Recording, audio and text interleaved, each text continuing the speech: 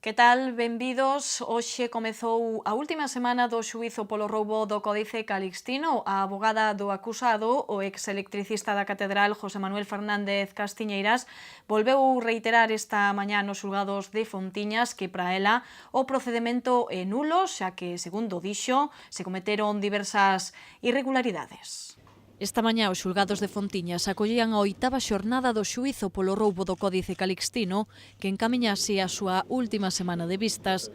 O máis salientable foron as palabras da abogada do acusado, Carmen Ventoso, que, como xa expresara ao principio do xuízo, segue sostendo que a detención do seu defendido, José Manuel Fernández Castiñeiras, así como o rexistro da súa vivenda, son nulos, porque, segundo a letrada, estiveron únicamente provocados polas gravacións recollidas a través de micrófonos instalados na vivenda do Milladoiro.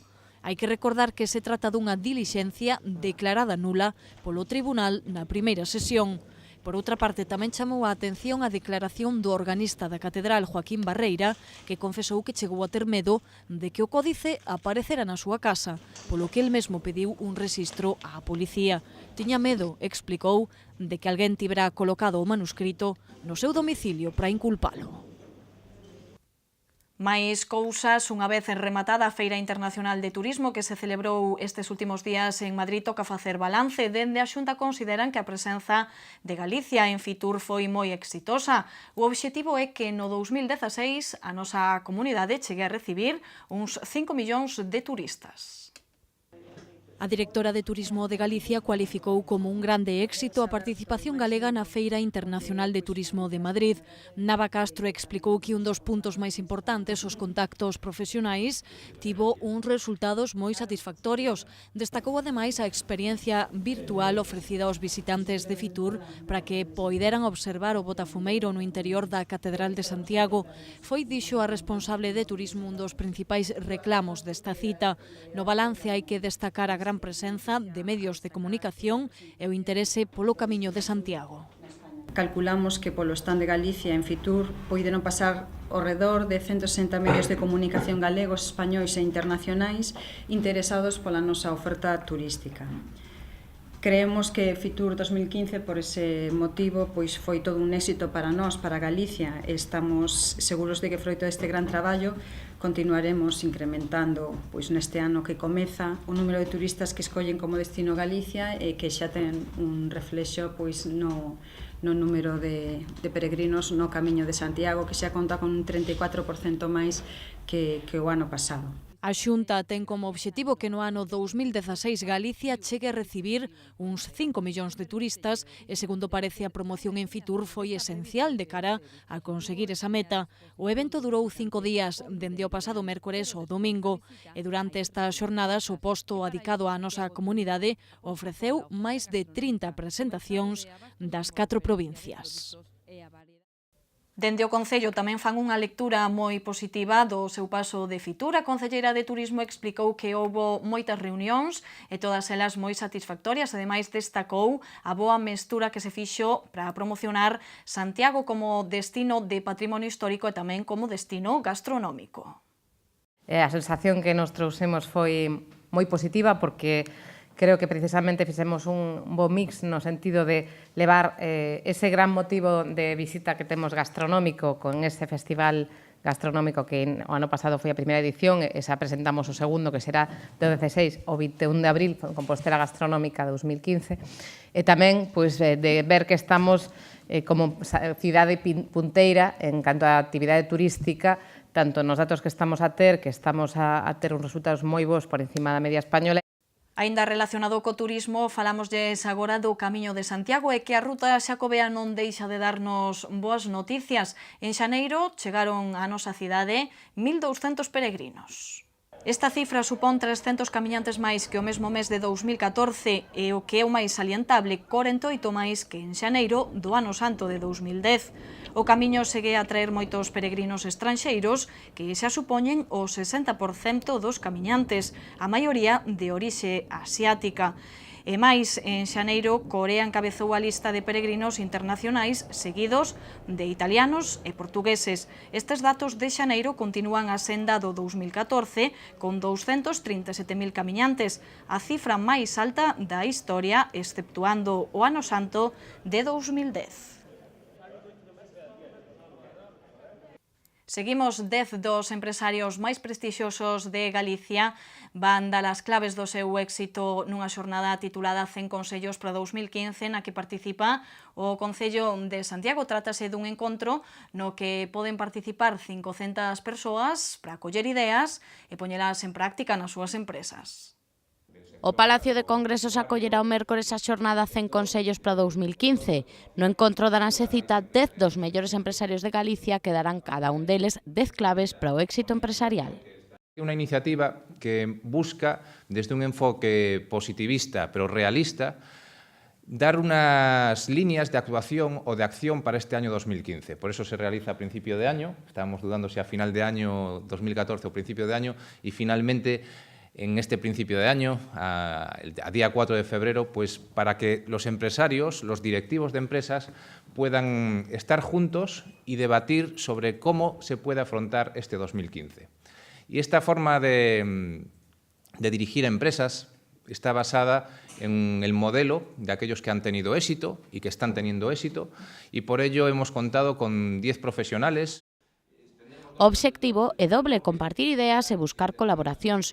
O presidente da Xunta, Alberto Núñez Feijóo, e o alcalde Agustín Hernández participarán na apertura da xornada, na que tamén estará o presidente da Confederación de Empresarios de Galicia, José Manuel Fernández Alvariño.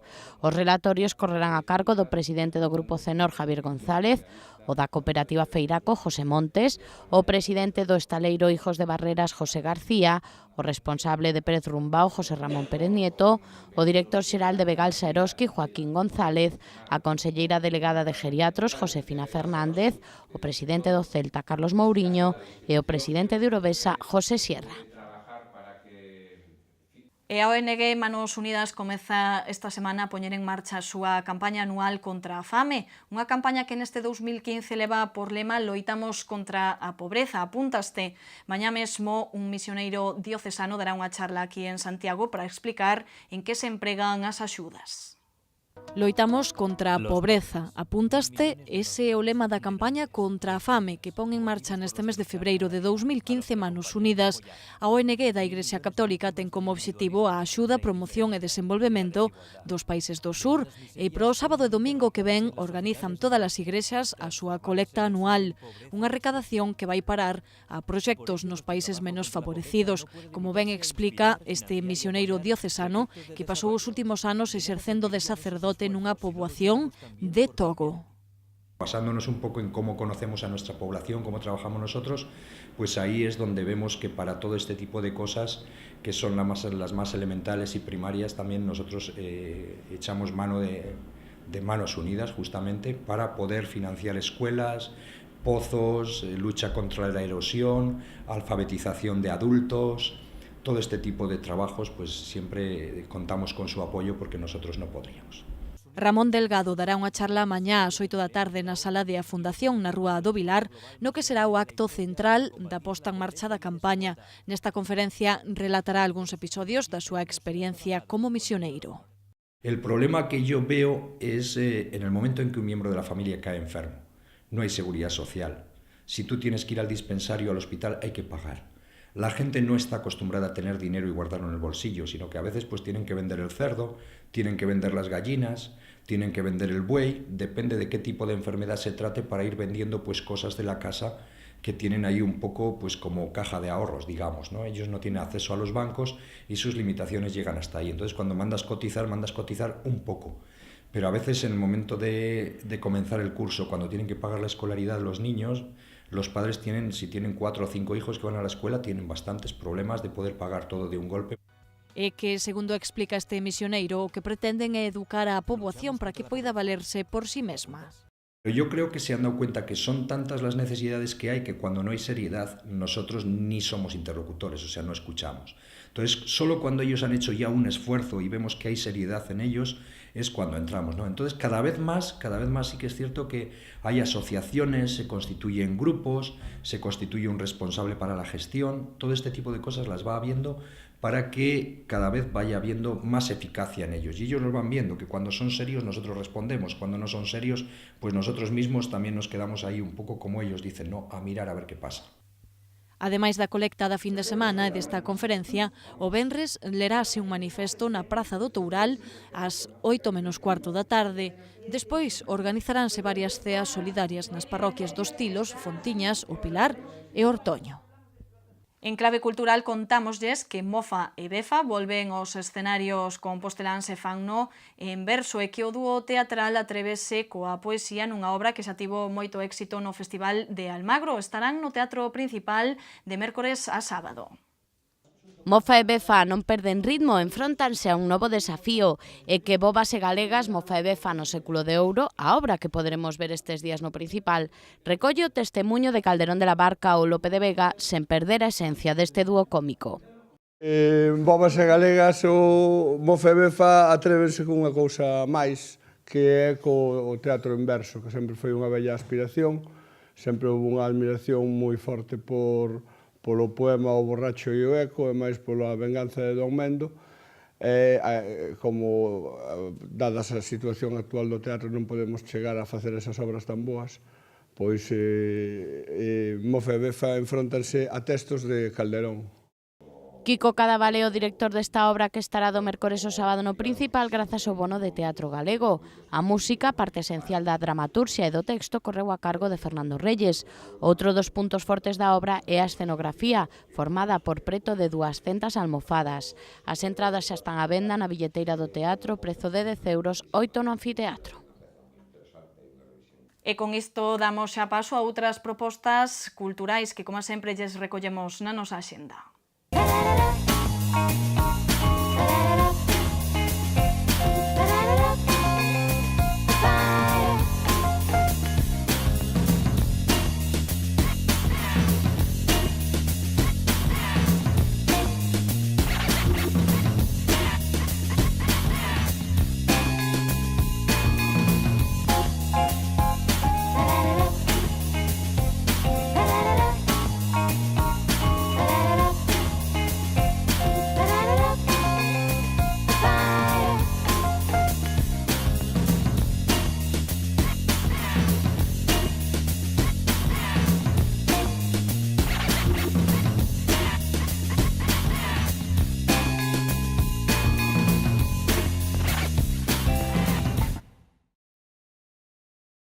Momento agora para coñecer como teremos o tempo nos próximos días, información que nos facilita Meteo Galicia.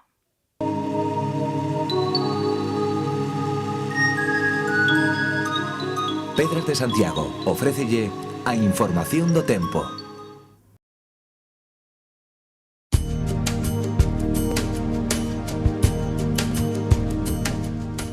Mañá martes agardamos unha nova xornada de inestabilidade que ocasionará chubascos, ocasionalmente acompañados de sarabia, cunha cota de neve que irá en descenso co avance do día ata os 500 metros. As temperaturas sufrirán un lixeiro descenso. O vento soprará de compoñente norte, forte no litoral e moderado no interior. O mércores teremos alternancia de nubes e claros con chubascos máis frecuentes e intensos na metade norte, onde poden vir acompañados de sarabia.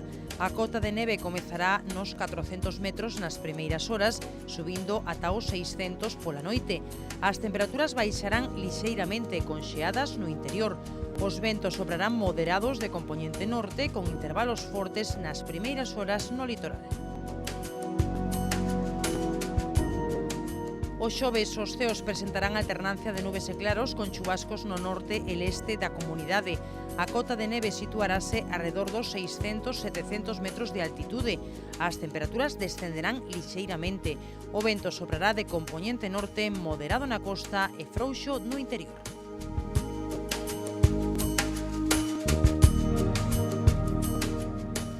Mañá martes agardamos unha xornada inestable en Santiago con alternancia de nubes e claros e chuvias ocasionais. As temperaturas mínimas non subirán dos 4 graus e as máximas estarán en 9. O mércores teremos unha xornada semellante con nubes e claros e probabilidade de chuvia, sobre todo na mañá. As temperaturas continuarán baixando cunha mínima de 3 graus e unha máxima de 8. En canto ao xoves, teremos unha nova xornada marcada pola inestabilidade con ceos cubertos e chuvias máis probables nas primeiras horas do día. As temperaturas manteránse sen cambios.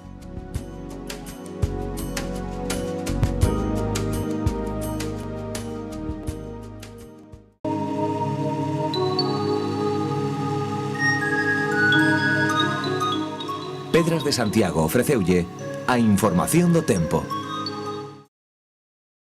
E despedímonos por hoxe deste espazo de novas, pero a continuación volvemos co preguntoiro, o noso espazo de entrevistas no que hoxe imos conversar con Manuel Castiñeiras, que se acaba de retirar da práctica do fútbol. Manuel, exxogador da SD Compostela. Volvemos agora mesmo.